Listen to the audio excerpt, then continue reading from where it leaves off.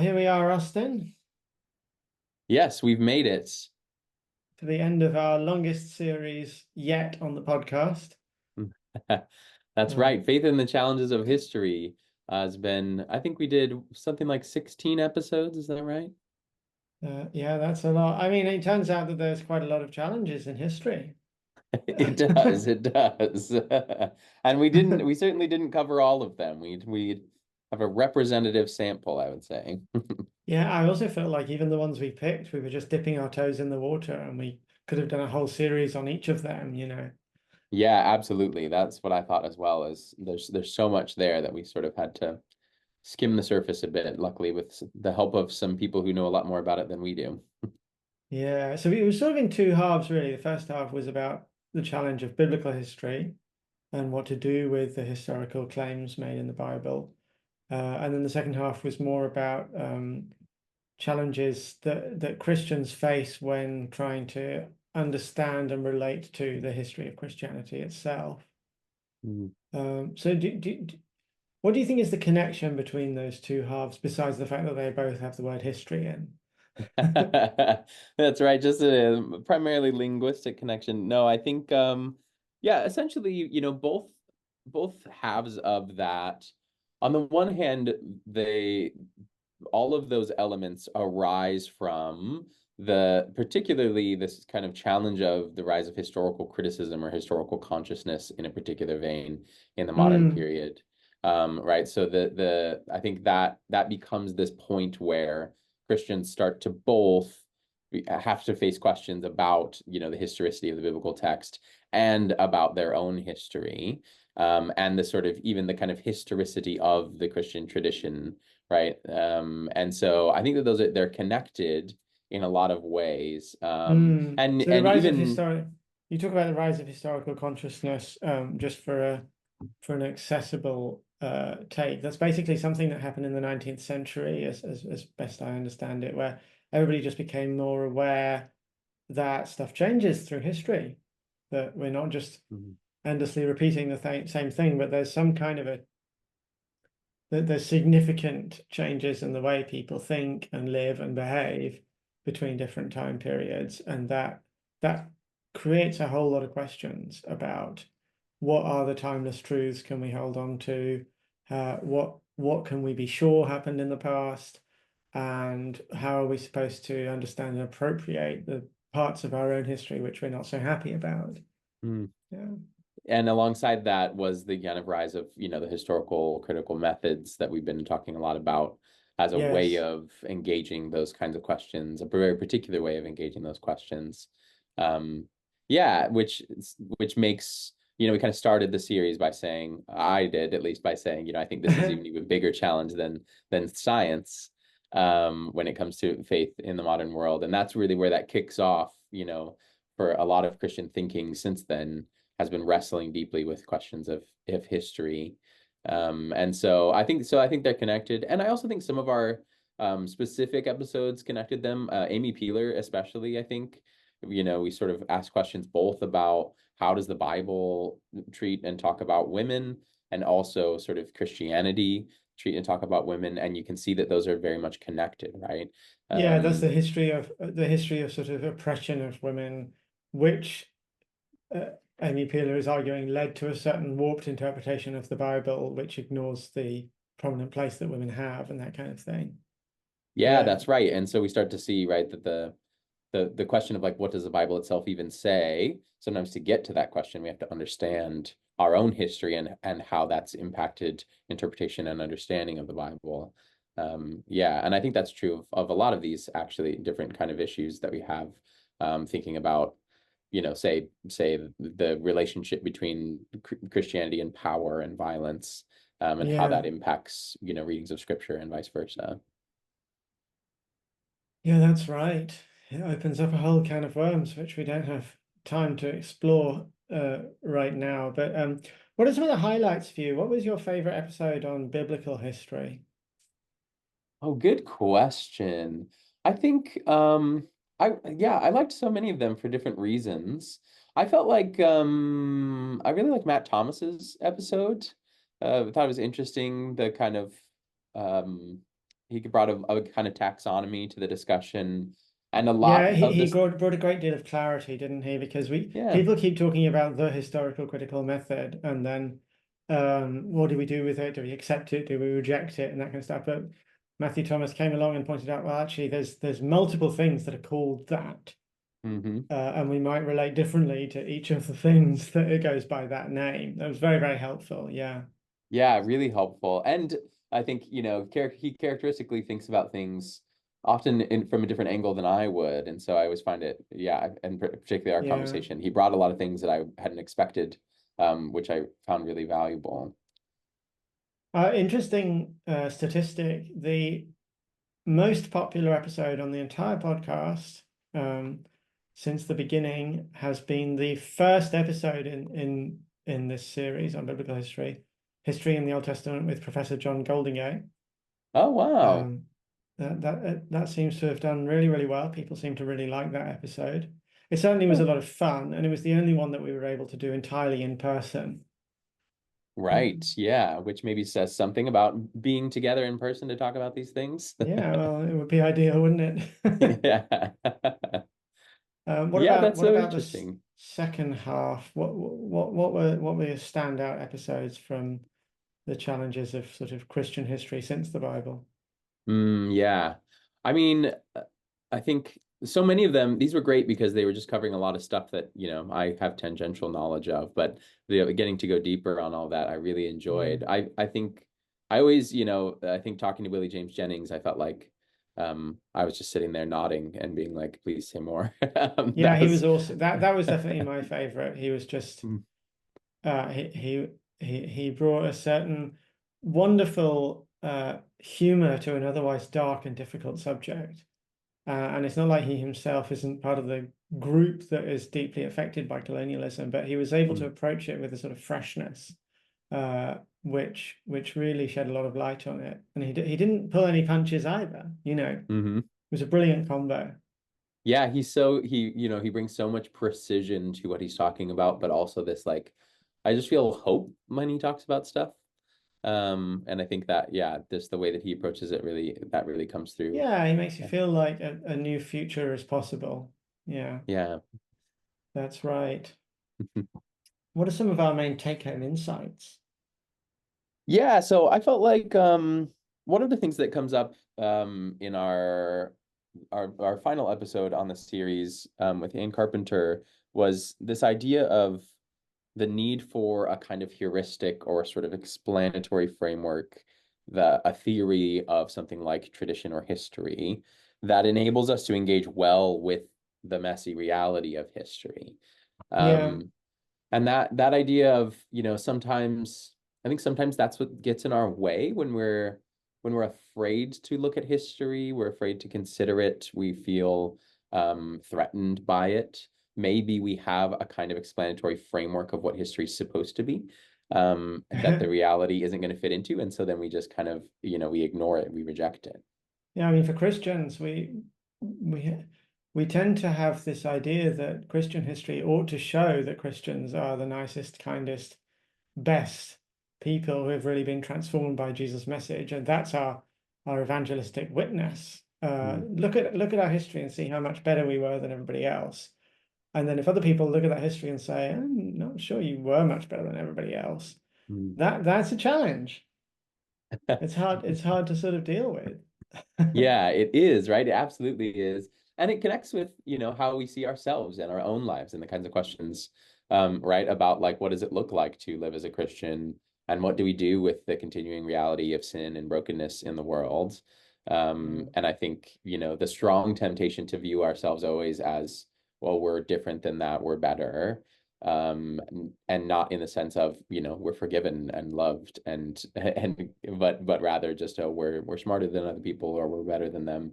And so when we put that on history too, I think it makes it hard to, actually be willing to learn about what happened and just be able to look at it, right? Look it in the face and say this is Yeah. kind of what happened in the past. What do we do with it? And I Yeah, I think mean, we've I seen feel like there's two sort of opposite extremes that you want to avoid when thinking about issues like the Inquisition or the Crusades or colonialism. is on the one hand to get really defensive and try and excuse it and say, oh, it Mm, wasn't really as bad as all that. In fact, other things are way worse. People have misinterpreted it, inflated the numbers, all that kind of stuff. That's a sort of apologetics approach, right? mm. Don't Well, the other extreme is some variant on they weren't real Christians, which Yeah. could be done by a very liberal type of Christian or by a very sort of free evangelical type of Christian as well, to just say, look, Mm. they just didn't get what Jesus was really about. Thankfully, we've got what Jesus is really about. So just listen to us and ignore those guys.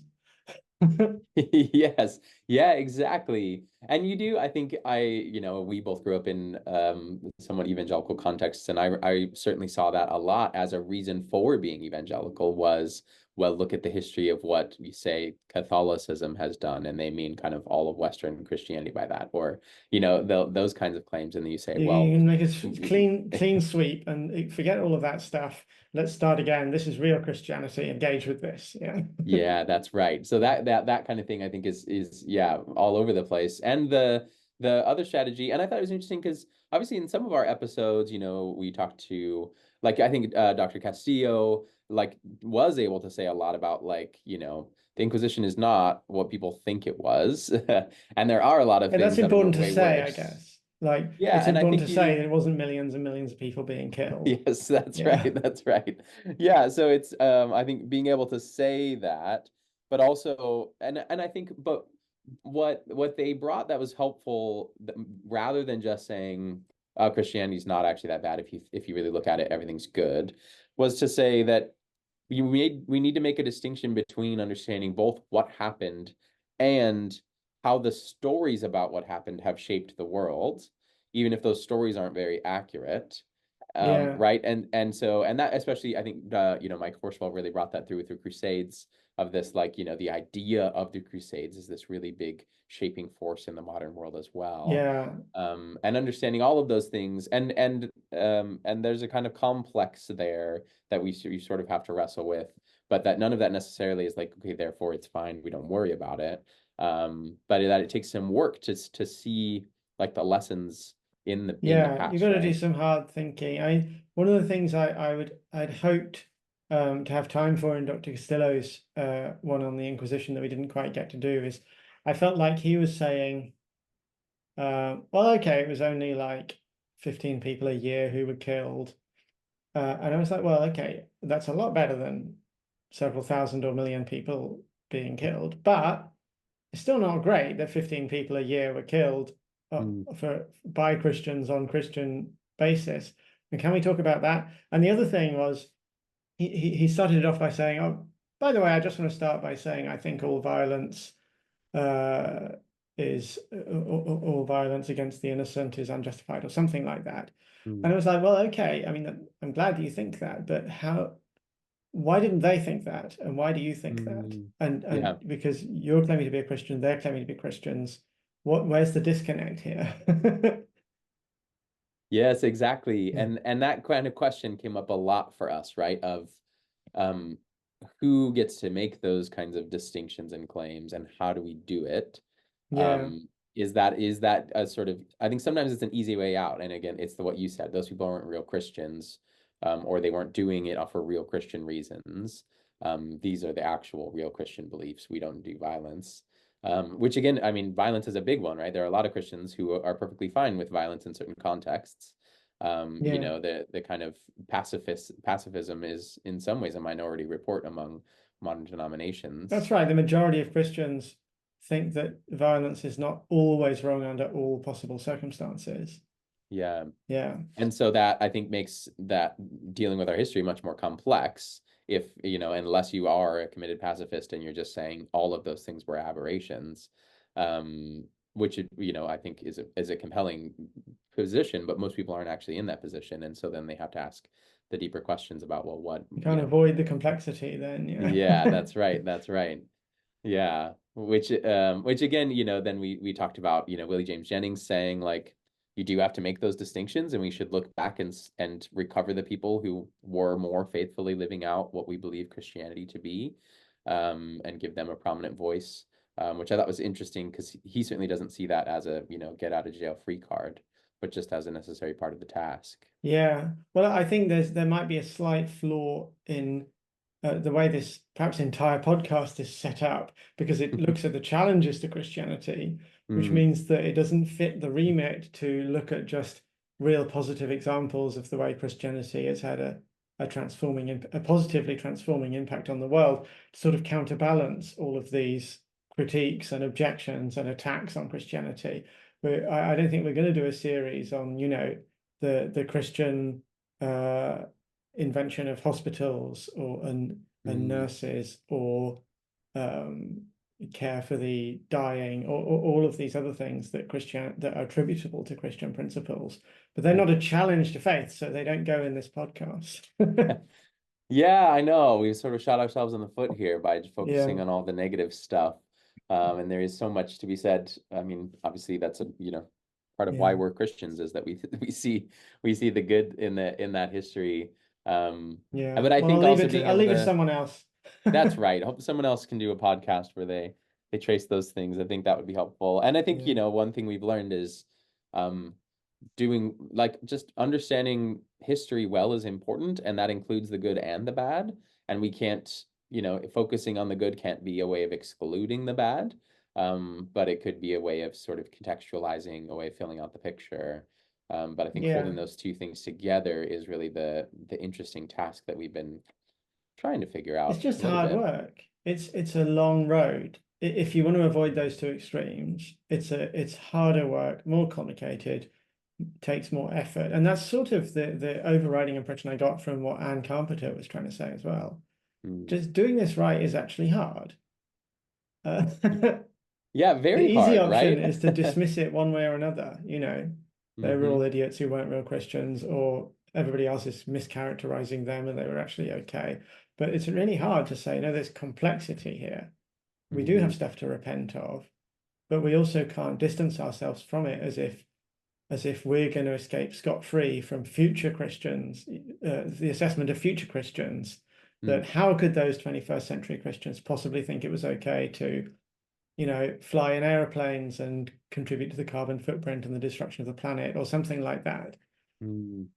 Yeah, it's so true, right? And I think she pointing out the difficulty of the task, both on a like intellectual level, really needing to think well on a lot on kind of philosophical, historical, theological levels, but also the like personal, like it's hard enough to want to deal with our own sin, let alone the sin of everyone who came before us, right? Yeah. And we don't want to think about these things, and we don't want to have our ideas and our views challenged, and so the kind of openness required to do that well is never an easy one. Yeah, that's right.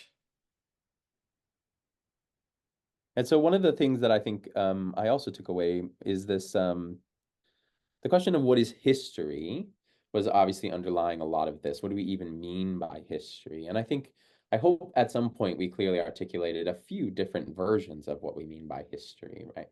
Um, and and throughout it is this deep theological question, both when we think about biblical history and the history of Christianity, of what does it mean to look for God's presence and action in human history? Mm. What kind of categories and approaches do we have to think and speak about that? Because ultimately, I think that's what Christians should think about their past is not just that we were better than the people around us, but that despite ourselves, God was at work somehow. And can we see glimpses of that? And what do we Yeah. expect that to look like? Yeah. I don't know what to add to that, really. I mean, what is history? It's not something you hear the average person on the street asking. They're pretty clear on what history is, right? It's what happened. It's the past. No Yeah. more need to think about it. But then, yeah, the question of how you relate to your history, I think that does open up avenues, because everybody feels a sense of identity that's rooted in their past. Hmm. Everybody, in order to feel like you belong to anything, you have to have a history, you know.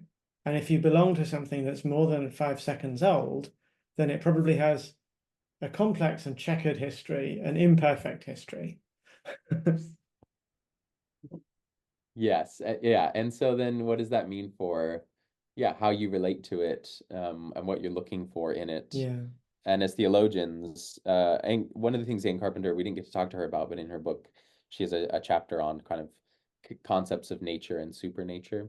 What does it mean to look for the supernatural in history? And one Mm. thing that's cool about that discussion is that I think she gives some helpful frameworks for thinking about not just like miracles or like disruptions of the natural, right? But ideas of the supernatural working in and through natural processes. Hmm. Um, and I think that kind of thing, is really helpful in looking at history. So it's not just, Christians doing bad things and then God doing miracles, and then we're saying, well, do you believe the miracles or not? But rather looking at the flow of history as and with an eye towards some sort of excess, of God, Yeah. working in and through that kind of natural flow of things, right? And of God using people and inspiring people to have a big influence on that we stand in that influence, that the reason we believe in things like democracy and human rights and violence is bad normally is thanks to the the influence of great thinkers who persuaded us of that. Mhm. I think that's part of how you can avoid that sort of um, what C.S. Lewis calls chronological snobbery, of just saying, well, Mhm. nobody else in the past really got what Christianity is, but we do. We, Part of it is you can say, well, we're really grateful for those people who came before us and who shaped our understanding of what Christianity is. We didn't invent our own understanding of what Christianity is, we received it. Mhm. And then I guess the other thing is just to say, we might be making mistakes like those other ones. Mhm. We can't say we're not. Mhm. And future generations may judge us in ways we can't quite imagine or expect right now. Yeah. Yeah, and the complexity, if we think it's complex to look back in history, it's so much more complex to look around us today and say, Hmm. what broad streams are we enmeshed in that we can barely get our head above to see what they look like? How many things do we actually know pretty clearly are wrong, but everything around us says they're okay, so we just turn a blind eye, right? There's so Yeah. much of that in every kind of era of human history.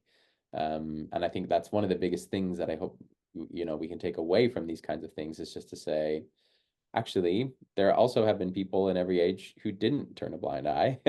And Yeah, that's that's partly right. how we all just came to realize, oh yeah, that actually was really bad.